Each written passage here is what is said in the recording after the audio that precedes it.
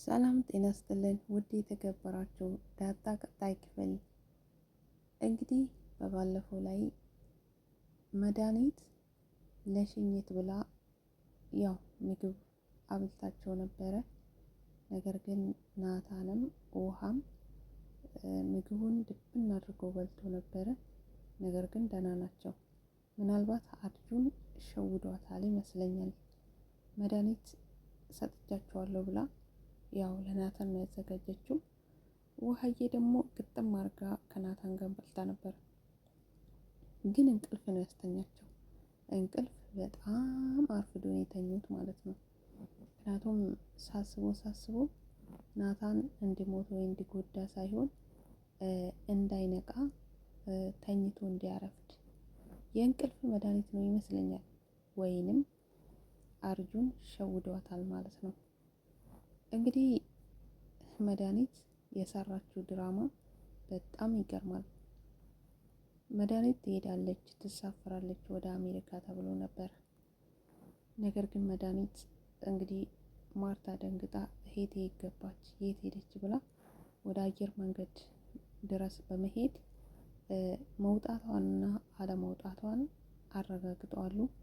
መድኃኒት አልበረረችም፣ አልወጣችም ተብሏል። እሺ መድኃኒት ካልበረረች እና ካልወጣች የት ናት? እነ ደረጀ ቤት ውስጥ ወይንም የመድኃኒት ክፍል ውስጥ ደም ተገኝተዋል። ከክፍሏ ጀምሮ እስከ መውጫ ድረስ እንግዲህ ደም፣ የተንጠባጠበ ደም አይቶታል። ያ ደም ከየት መጣ? ምንስ ሆነ? ምናልባት መድኃኒት የሆነ ነገር ብትሆን እንዴትስ ሰው አልሰማም? እንዴት አንድ ሰው አልነቃም? የሚለው ነገር እነ ኤቢ ላይ ጥያቄ ፈጥሯል። ማርታ እህቴ ምን ሆና ነው? ናታን ግን ያው ደረጀ ምናልባት ያደርጋል ብዬ አላስብም፣ ግን ደግሞ ብዙ ነገር ፍራቻ አለኝ ብሏል። ያው ደረጀ ምናልባት አይጎዳትም፣ ነገር ግን ይሄን ሴራ ያጠነሰሰችው መድኃኒት ራሷ ትመስለኛለች። ምክንያቱም በሌላ መንገድ አልቻለችው። ደረጀ ምናልባት አሳስራ፣ ደረጀ ከታሰረ ምክንያቱ ምን እንደሆነ፣ ለምን እንደታሰረ ምናልባት ይታወቃል ብላ አስባ ይሁን ብቻ አልገባኝም። መድኃኒት ዳጣ የሆነ ጫፍ ያገኘች ይመስለኛል። ምክንያቱም ፖሊሶች ተጠቁመዋል ቤታቸው ውስጥ ደም እንደፈሰሰ፣ እንዲሁም ደግሞ መድኃኒት ወደ ውጭ እንዳልሄደች፣ ደረጀም ከሌላ ልጅ እንደወለደና መድኃኒትን ሲያስፈራራት እንደነበረ ያንን ሁሉ ቮይስ ቅጂ አድርጋ ለፖሊስ እጅ ገብቷል። መድኃኒት ምናልባት ሰው ጋር ልታስቀምጥ ትችላለች፣ ሰው ለፖሊስ እንዲያደርስላት። ግን ደግሞ ያንን ያደረገችው መድኃኒት ራሱ ይመስለኛል። ራሷ ተደብቃ ወይንም ደግሞ እሷን ሰውን የጎዳት ይመስል ራሷን ደብቃ ያንን ነገር ያው መድኃኒት ታውቃላችሁ፣ መድኃኒት ከዚህ በፊትም ዳጣን ለመጉዳት ዳጣን በቃ ቤት አርጌ እሷን ከዚህ ቤት ላስወጣት በማለት ሌባ እንድትሆን ሌባን አሰርቃኛለች በማለት ዳጣን ከቤት እንዳስወጧት፣ እንዲሁም ደግሞ ማርታ ስትታጠብ ቪዲዮ ቀርጻት በዳጣ ስልክ፣ ከዛ ዳጣ ቪዲዮ ቀርጻቻለች ብላ ወንጀላ፣ በዚህ ምክንያትም ከቤት እንድትባረር አድርጋታለች። አልቻለችም። ስለዚህ አሁንም ያንን እቅድ አቅዳ እንግዲህ ደረጀ ላይ መታለች። ደረጀ ደግሞ እውነት ይሄን ያደረገ አይመስለኝም። ብዝትባትም ልጅ እንደወለደ መድኃኒት ስለተረዳች እና ስላወቀች ለማርታ ብትናገሪ ወዮልሽ ብላትም፣ ግን ደግሞ መድኃኒትን ይገላታል ወይ የሆነ ነገር ያደርጋታል ብዬ አላስብም።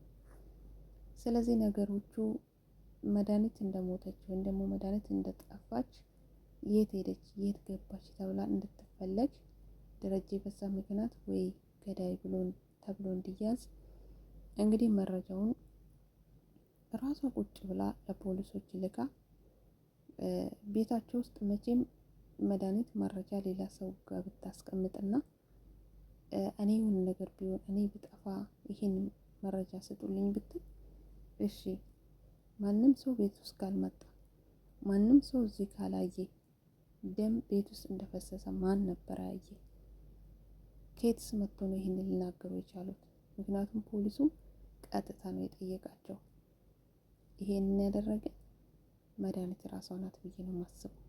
መድኃኒት ራሱ የሆነ ቦታ ተደብቃ ደረጀን ለማሳዝ እና ደረጀን ለማሳሰር ያደረገችው ሴራ ነው ብዬ ነው የማስበው። እናም ታዲያ ደግሞ ኤቢ ያመጣችው አዲስ ፍቅረኛ ትክክለኛ ሰውም አይመስለኝም። በቃ አለው እውነተኛ ሰው ነኝ፣ ትክክለኛ ነኝ፣ ሰው አክባሪ ነው። በቃ ደረጀ ታስሯል ሲባል እንኳን አባቴ ታስሮ አያድርም፣ እኔ ዛሬውኑ ሄጄ ያስፈታለሁ እያለ ነው። እንዲሁም ደግሞ ውሃዬ ናት ያሳቀችኝ። ውሃዬ ከምጥን ጋር ለማስተዋወቅ ስትሄድ ምጥን እንግዲህ ለየት ባለ ሁኔታ ሰላምታ ጠይቋታል። ውሃዬ ደግሞ ትሸታለህ ብለዋለች። እኔ ሽቶ ነው ይሄ የዱባይ ሽቶ ነው በማለት ነግሯታል። አይ ይሄ የድብርት ፈስ ነው የሚሸተው እንጂ ሽቶ አይልም ብለዋለች። ውሃዬ አላበዛችም። እናም ለማንኛውም ያማታል ብሎ ነግሮኛል፣ ችግር የለም እልኩንስ አንቺ ታምራለሽ ብሏታል ለምጥን። ምጥንም በጣም ተናዳበት አመናጭቃ ሁለቱም ሄደዋሉ። እናም ታዲያ አባዬን እኔ ያስፈታለሁ ስል ኤቢ እንዲሁ በቀላሉ እኮ አይቻልም።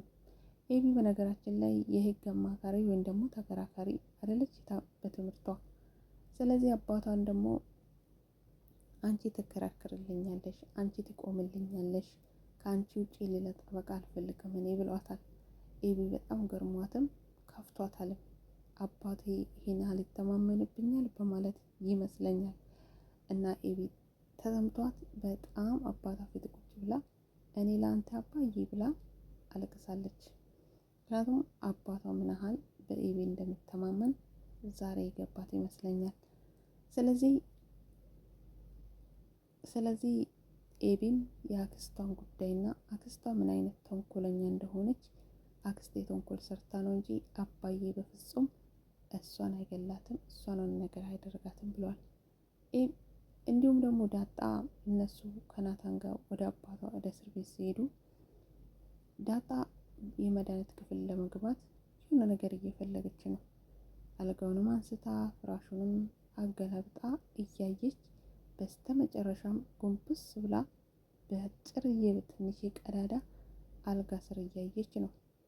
አልጋ ስርም እያየች የሆነ ነገር እንዳገኘችና መድኃኒት ውሸታም እንደሆነችና አባቷ በሐሰት እንደታሰረ እንግዲህ አባዬ በሐሰት ነው የታሰረ፣ መድኃኒት ወሽተሻል እያለች በጣም እያሳቀች ነበር። እኔ ደግሞ ያሰብኩት ምናልባት መድኃኒት አልጋ ስር ተደብቃ ይሆን ወይስ ምናልባት ያንን ደም ነው ብላ የደፋችውን ነገር አቀማምማ እዛ ውስጥ ከታ ይሆን? ከሁለቱ አንዱ ነው የሚሆነው። ወይ መድኃኒት ተደብቃለች ወይ የሆነ ነገር አለ እዛ ስር። ብቻ ደረጀ አባቷ የምትፈታበትና ደረጀ ወንጀለኛ እንዳልሆነና መድኃኒት ምንም እንዳላደረጋት እንግዲህ ዳጣ እየተናገረች በጣምም ደስ ብላት እየሳቀች ነው። እውነት ያደርገው ደረጀ ጥሩ ሰው ነው፣ ካልነኩት አይነካም፣ መድኃኒትንም አይነካትም ብዬ አስባለሁ። ጥንቃቄ ሰጥቷታል በእርግጥ ምክንያቱም እሱስ አንዴ ተሳስቷል፣ አንዴ ወልደዋል። ግን ደግሞ እሱ ይሄን ያህል ዓመት የፈጀበት ጊዜ የፈጀበት ቤት ይፈርሳል፣ ትዳር ይፈርሳል፣ ልጆች ይበታተናሉ፣ ሚስቴ ትሞትብኛለች ብሎ ነው። ሌላ ነገር ፈርቶ አይደለም። ዛሬ ደግሞ ከመሬት ተነስታ እንግዲህ መድኃኒት ቤት ትናገር፣ ማርታም ሰው አትሆንም፣ ልጆቻቸውም ይበታተናሉ፣ ቤታቸው ቤት አይሆንም። ደረጀ ያንን ፈርቶ ነው። ስለዚህ መድኃኒት ይሄን ነገር መናገር የለበትም ብሎ እንግዲህ እንቅጩን ተናግሯል ደረጀ። ለማንኛውም ምን እንደሚፈጠር እንግዲህ ቀጣይ ላይ አብረን የምናየው ይሆናል። ናታም እንግዲህ መድኃኒቱን በልተው እስካሁን ምንም አልሆነም። ትንሽ ወዴን አሞኛል ብሎ ነበር። ነገር ግን ያው ደረጃን ለማስፈታት ወደ ሆስፒታል እና ወደ እስር ቤቱ እየተመላለሱ ነው። እናም ከኤቢ ጋር ሆኖ እንግዲህ እዛ ኤቢም አንቺ ቁምልኝ፣ አንቺ ተሟገችልኝ እያላት፣ ዳጣ ደግሞ እዚህ አዲስ ነገር ያገኘች ትመስላለች። ምናልባት ደውላ ኤቢዬ አባቴ በውሸት ነው የታሰራ፣ እኔ የሆነ ነገር አግኝቻለሁ ብላ ደውላ መጠራቸው ይመስለኛል። ቀጣይ ምን እንደሚሆን አብረን የምናይ ይሆናል። ውድ ቤተሰብ እንግዲህ ቤቱን ከወደዳችሁ ሰብ አድርጉኝ። እስካሁንም ሰብ እና ላይክ ያደረጋችሁ ውድ ቤተሰቦቼ ከልቤ አመሰግናችኋለሁ። ክበሩልኝ። መልካም ቆይታ ይሆንላችሁ።